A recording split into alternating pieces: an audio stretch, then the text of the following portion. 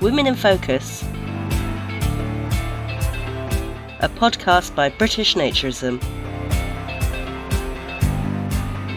Hi everybody, welcome to Women in Focus, a podcast brought to you by British Naturism. I'm your host Helen and I'm delighted to bring you episode 10. Episode 10 is a special one. We are having a little catch up with a very special guest, Linz from Naked Wanderings. She and Nick came to the UK, many of you will probably know, and we met with them at the Everybody Festival and we got to hang out with them for a few days. So really excited to bring you a very special feature featuring Linz of Naked Wanderings. Here's Linz. So we have got a very special guest and something a little bit different for the Women in Focus podcast today. I'm actually at Everybody Festival in Dorset in the UK, and with me today is Linz from Naked Wanderings. Hello! It's so lovely to have you here in the UK, first of all, and to have you come along on my podcast. We are just going to have a little chat with Linz, but later on to come will be a full podcast interview. But just to let you know, we are both celebrating our birthdays. That is within correct. the last few days. Yes. It's not about the men today. No, it's about us. It's about us. 100%. Women in Naturism. Yes. Now, Linz, this festival is the first time we've met, but you have been super helpful to me in my campaign for Women in Naturism. How come you are so easy and willing, no matter where you are in the world, if I ask you for help with something, you're always willing to do it? How so? Just because I'm a lovely person. I spent 4 days with you now. So you know I'm not lying. I don't know. I think it's very important for us to stick together and to support each other. Not only naturists in general, but especially female, because I think there are not enough females out there, out and about, yes. Like they would say in Australia. Out and about. Out and about. That was a good Irish one. Oh, okay. And on one hand, I get that, because out and about on social media as a female can be very scary. It can be a very lonely place as well, because for some reason it attracts a lot of men. So I support each and every single female that is doing something on social media, off social media, in a podcast, in newspapers, just in small gatherings. So if they ask me a question, I'm always, yes, how can I help? Yeah, I really appreciate it, and I know other women within the community, the naturism community, do. It's not just, we've spoken quite a lot about what we've both experienced within naturism. Mine's in a fairly small circle of the UK and maybe a little bit beyond. Yours is much wider, and you meet women and people from many, many different cultures. But the key thing that I think that you promote is it's about body freedom and body confidence. So it's not just the art of getting naked, but it's, what is it about for you? It is so much more than being naked. It's like you say, it is not about the naked part. It's about feeling comfortable in your own body and with yourself. And I don't have a very, how do I say that, very big story to tell. I didn't have a lot of issues growing up. But I always felt a lot more comfortable with being me than my other girlfriends, for example. So I remember very well when I was 15 years old, and you know how it goes. You go to one girlfriend's house, the parents are not there, you're getting ready to go out, and you put on makeup or you change and everything. And I was the only one doing that in front of all my other girlfriends. And I remember very clearly that I said to them, pas de gêne. And that means, you know, don't have issues, just do it. I mean, we're all friends among each other. Why should we have shame, especially among each other? So it always felt super comfortable being me in my own body. And the being naked part is just something that evolves over the years. Yeah, I don't have a lot of issues in how I look or how I feel. And why should you? And why should any of us? Exactly. And the thing is, I sometimes get that, or some people comment that on our socials, like, you have the perfect body. There is no way for you to have issues. That can be annoying in itself, right? Absolutely, 100%. Because I didn't choose to be in this body. I have it and I accept it. But also I take care of my body. I take care of what I eat, not always on what I drink, but working on that. Especially not Sorry, now. you're at a festival. But it's just, I am comfortable with my body. And okay, this is my body. It is very hard for me to explain because I didn't have that big journey of being aware of with my body and everything. This is just me and I accept it. Yeah. I mean, for some women, it takes an awful lot longer.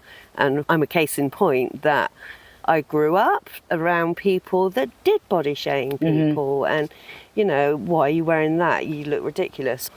You know, just women being cruel to other women. Yeah. And it makes you withdraw into yourself a little bit. But for me, I can only speak for myself, it was finding this kind of environment where actually I don't have to look a certain way at all. Yeah, exactly. You know, like you say, this is my skin. It fits me. Yeah. I keep saying it is a little bit loose. It's only going to get looser, but you know.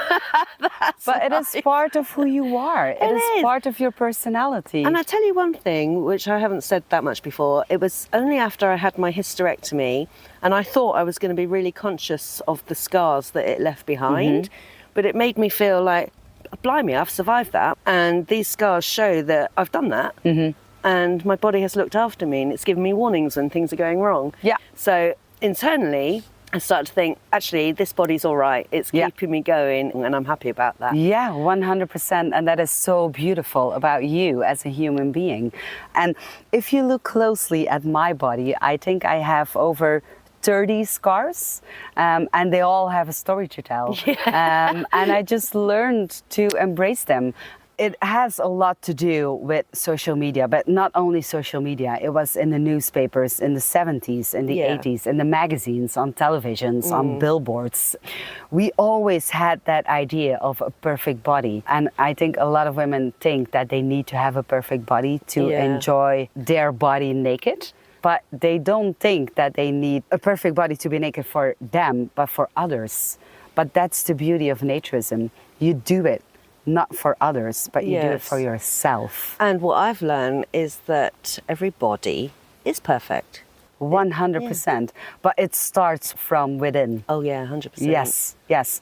And it is weird to say that you can feel more comfortable naked than clothed. Yeah. But once you've tried it and once you ask people, they will all agree with you. Yeah.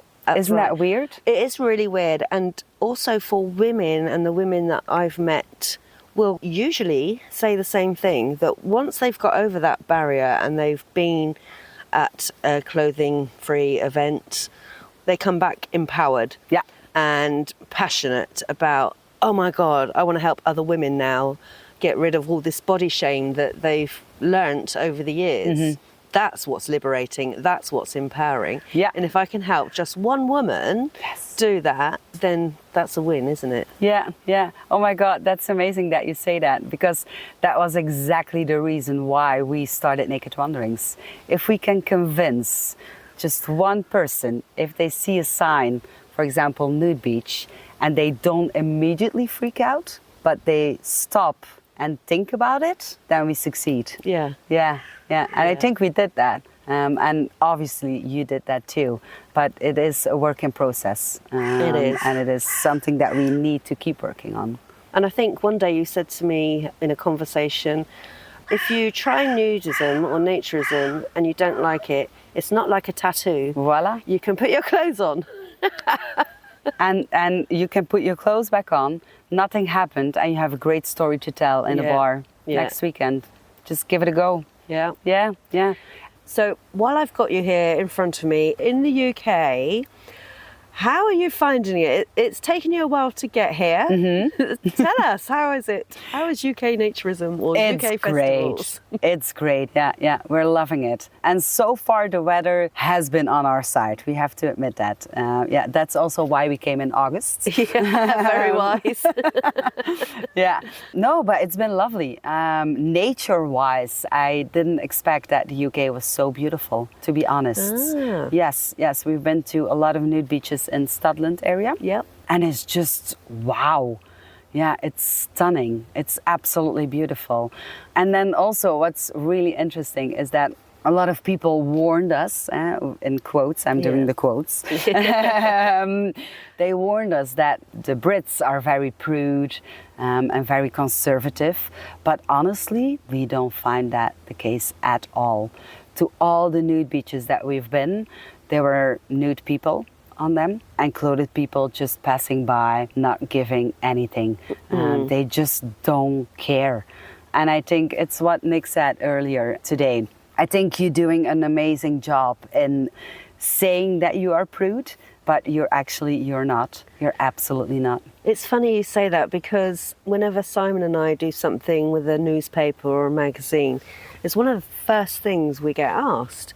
Oh, why are the Brits more prudish than the rest of Europe? And I personally say, I don't think that we are. So it's interesting that you've come along and said that. And yeah, so hang on, you lot. Absolutely. You're doing a great job, to be honest. And just the friendliness of the people is incredible. I think UK is one of the top 5 countries we've ever been where we had the most random conversations with random people on the street. Honestly. Yeah, you won't believe it. No, it's true. It's absolutely true. Just standing on a parking lot, having a drink, and then just random conversations with people. They always ask, what are we doing here? And what do you do? And then when we say that we are naturist content creators, they don't care. It's like, oh, all right, okay, you need to go there or you need to go there. Somebody actually gave us tips about nude beaches on a parking lot randomly. Really? Yes. Well, on this visit? On this visit, Brilliant. yes, yeah. So, I mean, no, you're not that prude as you think. Well, we've only been here for 2 weeks, but in these 2 weeks, that is, it's the opposite. Yes, yeah. Good. Yeah, and the conversations are very funny. I truly love the British humor. I grew up with Little Britain. So quite how we are. But just the humor and sometimes the dark side of the humor and that you can have a laugh with yourself. Yes, I noticed earlier you've developed sarcasm down to a fine art. Yeah? But the thing is, that's who we are. Yeah. And you can't do that in a lot of countries. Right. Yeah, and also I think that is maybe why I believe that the Brits are not that prude as they think they are. Just because you can have a laugh at yourself. Yeah. And just, be yourself and not take life too seriously. And if you do it, reflect it on yourself. I'm loving that about Britons. I love it. Yeah.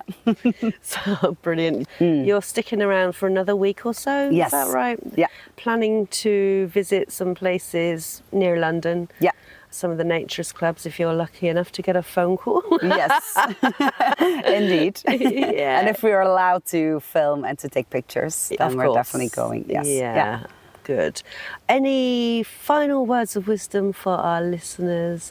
I am going to grab you for a lengthier interview some other time, but we must get back to our champagne. Yeah, it's getting warm. Some final words. Believe in yourself. Yeah, it starts from within, doesn't it? Absolutely. Every female has so much more power in themselves than they think. Bring back that female energy that Mother Earth gave us. Yes, we are strong. Yeah. We are strong. We have a fire within ourselves. And even if it's a little fire, just go and look for that fire and embrace it and take your clothes off, and it feels so much better. Yeah. Yeah. And we are stronger together. 100%. Thank you so much, Linz. This has been wonderful, a very special contribution to this episode. So thank you once again, Linz. Thank you for having me. Thank you. Cheers. Oh, thanks, Linz. It was so wonderful to be able to catch up with her and hang out. And we'll be hearing from Linz again for a longer interview in the not too distant future, so keep your ears peeled for that. My interview today features Anne Nisbet. She's the International Director for British Naturism. Been really excited to talk to Anne, so let's welcome now Anne. Welcome, Anne. Hello, Helen. It's great to be here. Thank you. Thank you so much for coming. I've been trying to pin you down for a little while now, but you're a very busy lady, as I am. And you did the written series a good year, I think, ago for us. And things have changed quite a bit for you since then with your BN role and retirement and stuff like that. But we'll get to all of that. So if you could give us a bit of an introduction to yourself, how naturism came into your life. Okay. So I've been a naturist since my teenage years, which looking back is probably about 45 years ago. But I would say I've only led a naturist lifestyle in the last 10 years or so. So when did I start? I was a student in the late 1970s, did lots of interrailing. It was hot in Southern Europe. So Greek islands, south of France. I just remember I liked being naked in that beach environment. It felt very free. But back then, I wouldn't have known what naturism was. I just enjoyed being naked outside. And then I suppose the next phase was when I had my children in my 30s and we visited naked beaches overseas, for example, in Corsica and again, south of France. And my ex would just walk off in the opposite direction. But me and my two sons, we went swimming naked, which was great fun. But again, I still don't think I identified as a naturist at that point.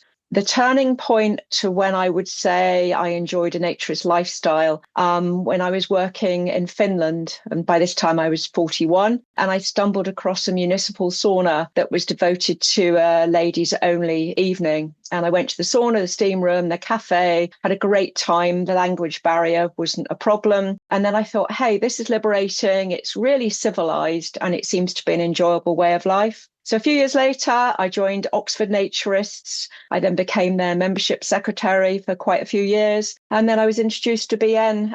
And the last bit of the jigsaw, I guess, is meeting my partner, Colin, 11 years ago on a naturist holiday. And together we enjoy a naturist lifestyle. Oh, fantastic. I think it's really interesting, actually, that it was a ladies only community that sort of spurred you into naturism. So there's obviously a market for ladies only events, really. What do you think? Yeah, I think when you're just starting out, I mean, I didn't know anybody. I went on a work trip with 3 other people. None of them wanted to join me. So I walked through the snow in Helsinki in March and just stumbled across this ladies only sauna. And it did make a big difference. I felt very safe and welcomed. So for ladies starting out, I think women only events is a great idea. So you had no qualms at that point of just getting naked and joining in with the other women?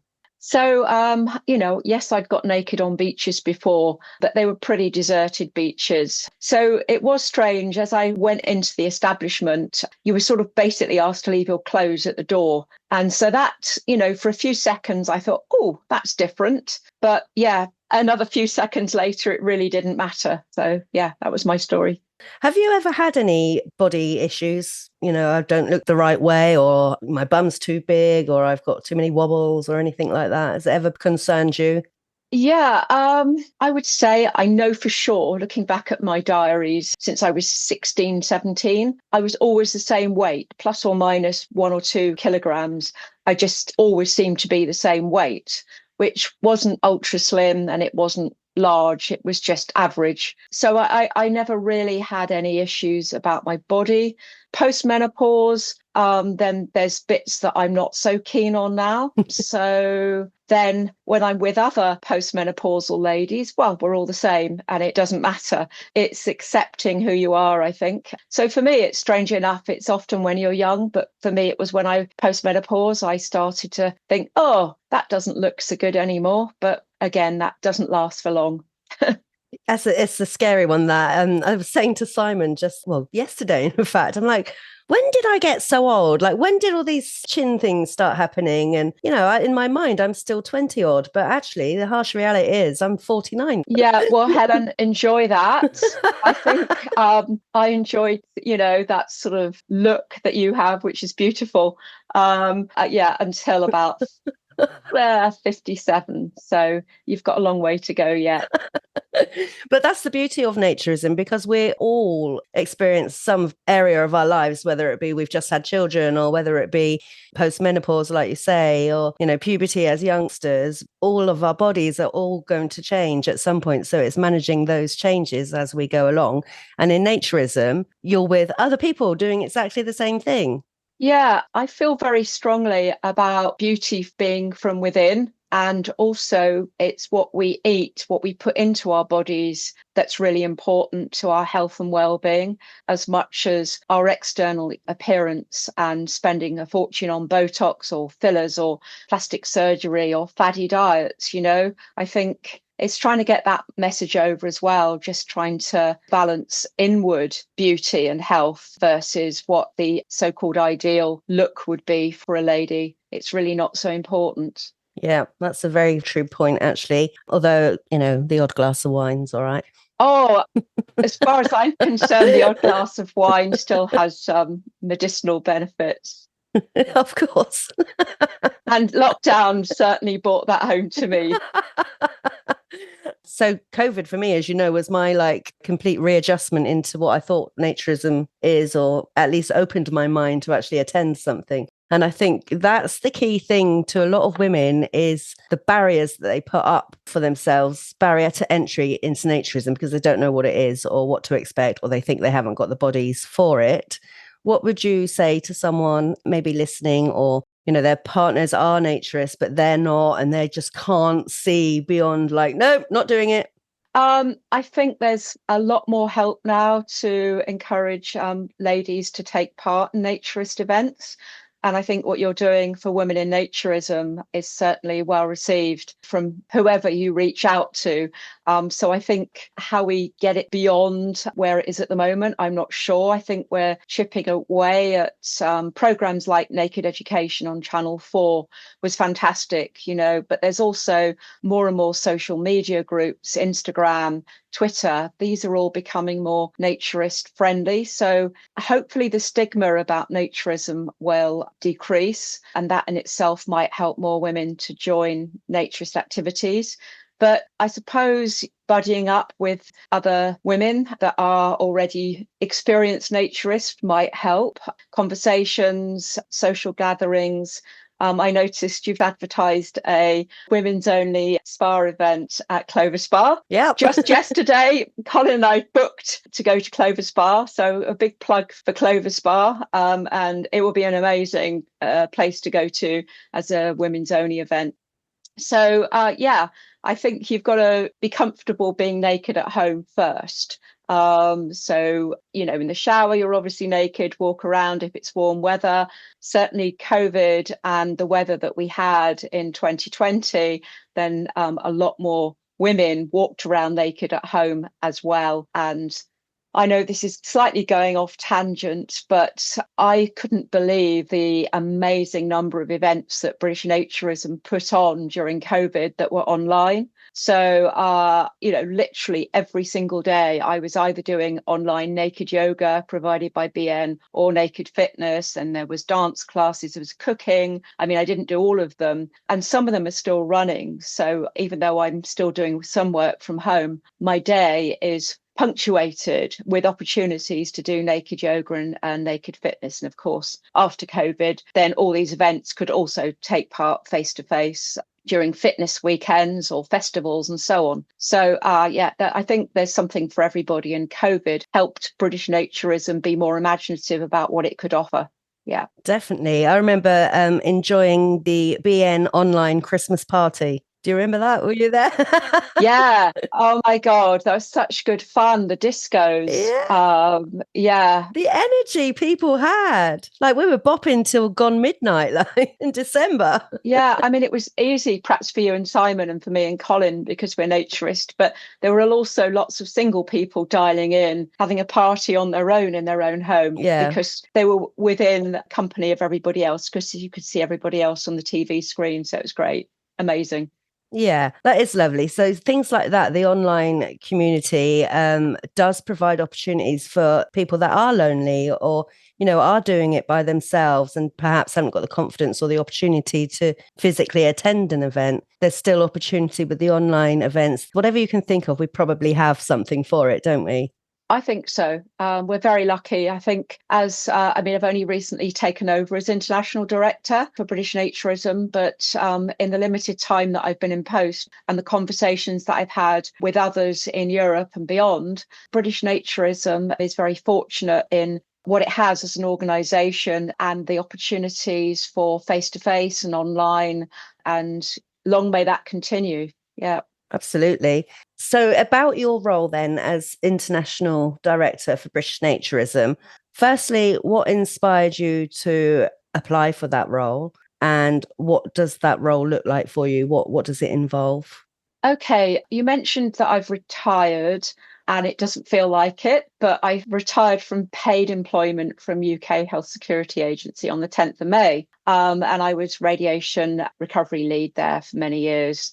That doesn't mean to say I've stopped my scientific work. And the reason I'm telling you those things is because a lot of what I've done since the Chernobyl accident in 1986 is a lot of international work and a lot of international travel. So I really enjoy it. And so when I could see that that was coming towards an end, there is one task group that I still chair on radiation emergencies and malicious events, and that's an international task group, and that work will continue for several years on a voluntary basis. But I could see that my day job was going to stop, and I just so enjoy working with people from overseas, and because I've done that for so long, then I somehow wanted to continue that work with other cultures, fascinated by socio-economic ethics, all sorts of things that come up in different countries, and that's really interesting. And people think that being a naturist might be risky, and they also think radiation's risky, and they can both attract stigma. There's challenges in terms of communication. There's a lot of misinformation and disinformation around naturism and also about radioactivity, rapidly changing social media landscapes, needing to use plain English, tailoring messages to audiences, trying to encourage more people to get involved, and so on and so on. So I could see a really good link between what I'm experienced at in my day job, what I was paid to do for 30 whatever years, and what I could offer British Naturism in terms of the international director role. The role started in October, but we were already very fortunate to be going to France anyway, so I could get to the 70th anniversary celebrations of the International Naturist Federation at Montalivet in France. So that was a great opportunity to meet, some of the Federation members face to face. So in terms of role, then I guess it's trying to represent British naturism internationally. And so when we have meetings, there might be motions, there might be events that they need to look for support for. And British naturism has a vote. And I need to represent British naturism and their views. And so I've got my first World Congress to go to coming up in October in Mexico. We've persuaded Andrew Welch. He's going to be coming along. Oh, wow. And then James Shuttleworth, he's now the EUNAT youth officer. So he will be there. So certainly, and Edwin, who's vice president of the INF. So there's a really good British contingent wearing either European or international hats. But there's lots to learn from other countries and other approaches. So it's a two-way communication as I see it. So, yeah. Fantastic. So that's since October. So 9 months in. Is that right? 9 months. Yeah. Yeah. And you're enjoying it? Yes, absolutely. yeah, I'm fascinated that there's been workshops on challenges to naturism, where they've come up with things like body shaming. And so a lot of it overlaps with BN, and there is something going on with Get Naked Germany that they have actually tried with the UNESCO Convention to try and get naturism identified as a specific way of life and recognised under that treaty. And it's something that BN has supported, but it would be amazing if we could get naturism recognised in that way. It's good for the future. Yeah, that would be brilliant. And what I found with naturism is that we can all, like the whole world, can learn off of each other in terms of sharing ideas, policies, that sort of thing. And I work quite closely, as you know, with Linda Weber, who has now become the president of ANNA, American Association of Nude Recreation. And, you know, we pinch ideas off of each other all the time. But, you know, naturism is global and it's a niche market, but it's ever expanding. And by sharing all these ideas, we'll reach multiple people from diverse backgrounds and things like that. So it's well worth sharing. Yeah. And the INF does that. It brings it all in, doesn't it? It does, definitely. Yeah. Yeah, fantastic. So if we hark back to the women's written series that you did, one of the questions that I ask most women, it's about the language that we use and naturism versus nudism or naturist versus nudist. Is there a difference to you or is it interchangeable? What do you think? I think there's a difference. Okay, I don't think it matters. And I think, again, it's a cultural and language specific. I love the environment. I spend a lot of time walking in nature, and that's my favourite way to be naked.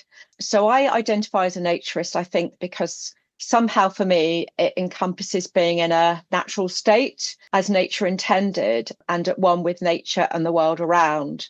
Nudism doesn't necessarily infer those links to nature, but there's nothing wrong with that.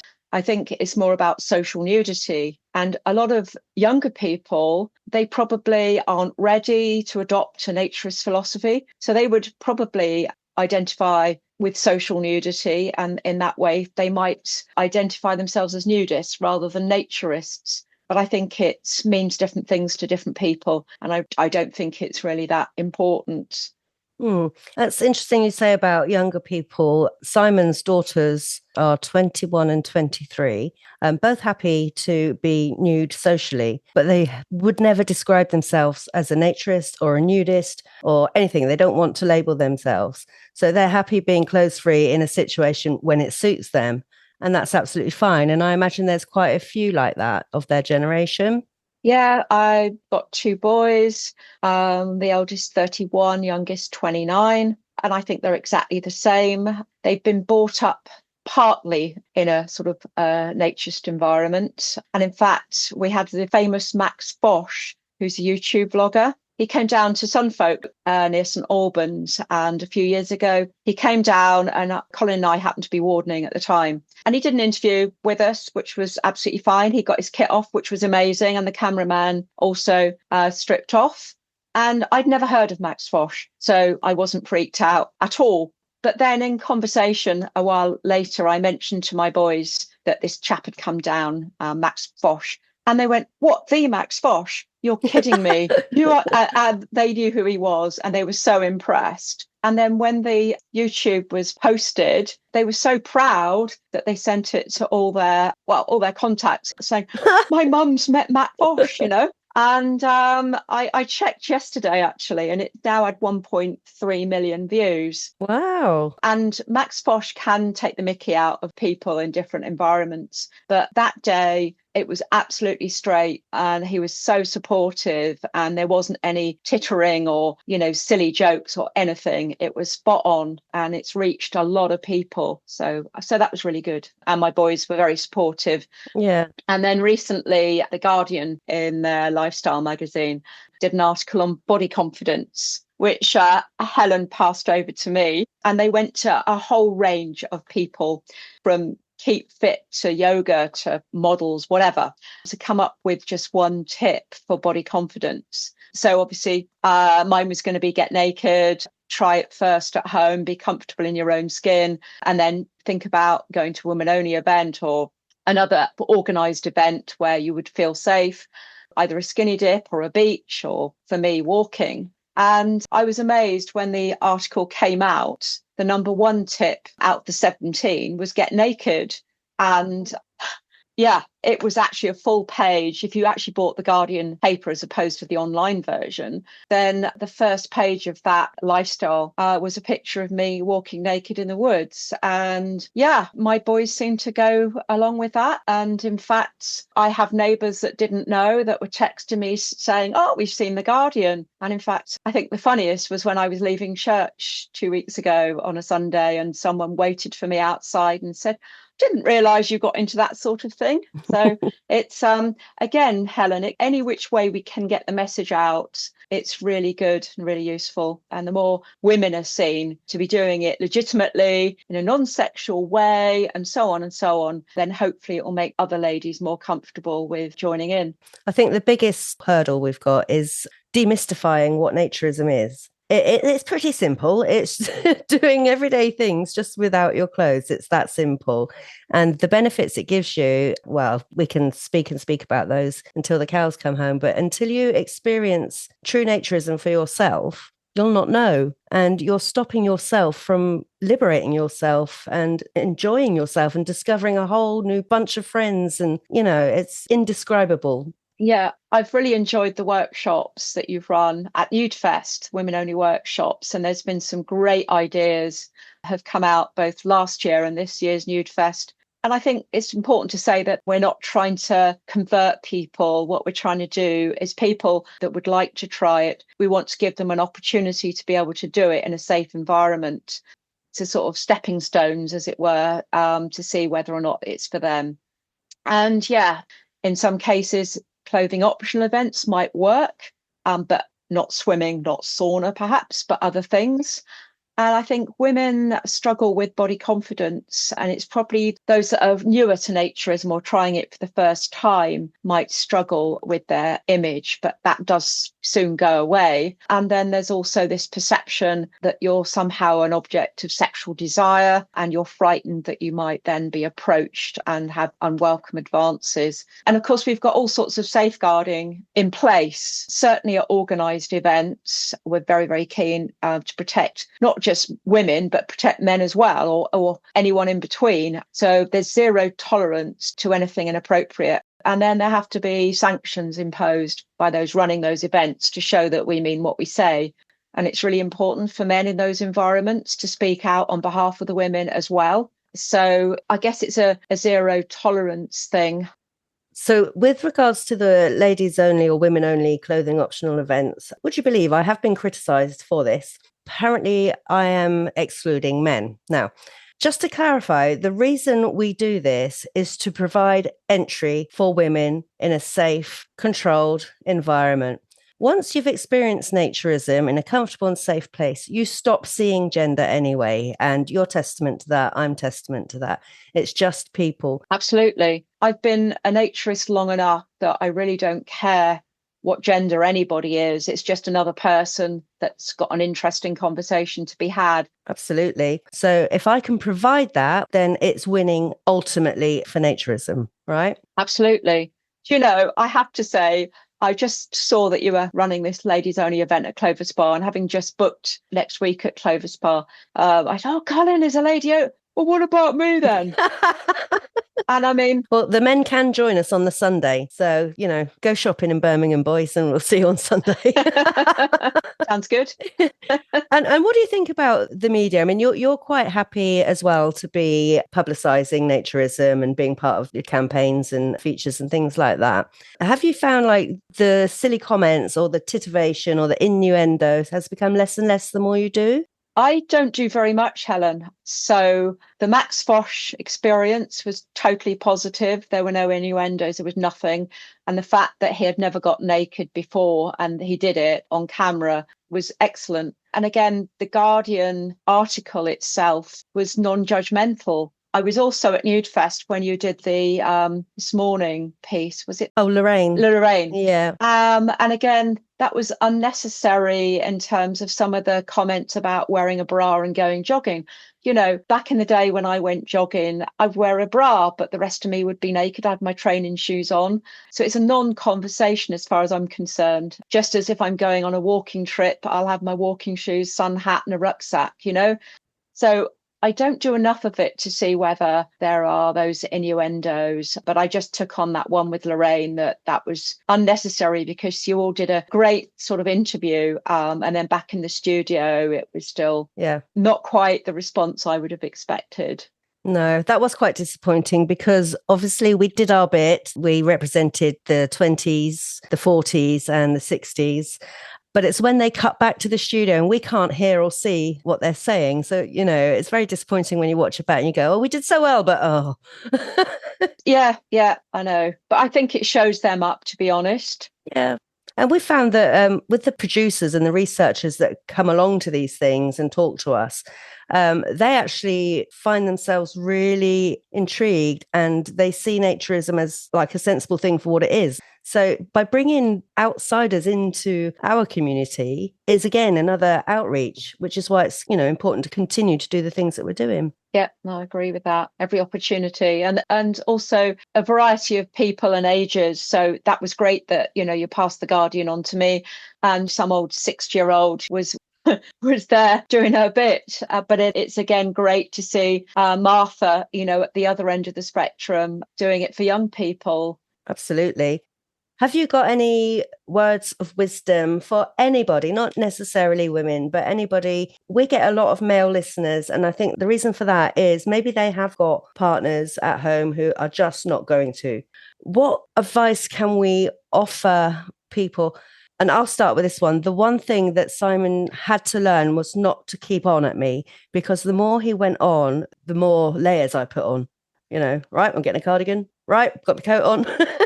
So he had to learn to gently keep the conversation open, but not nag. Anything else?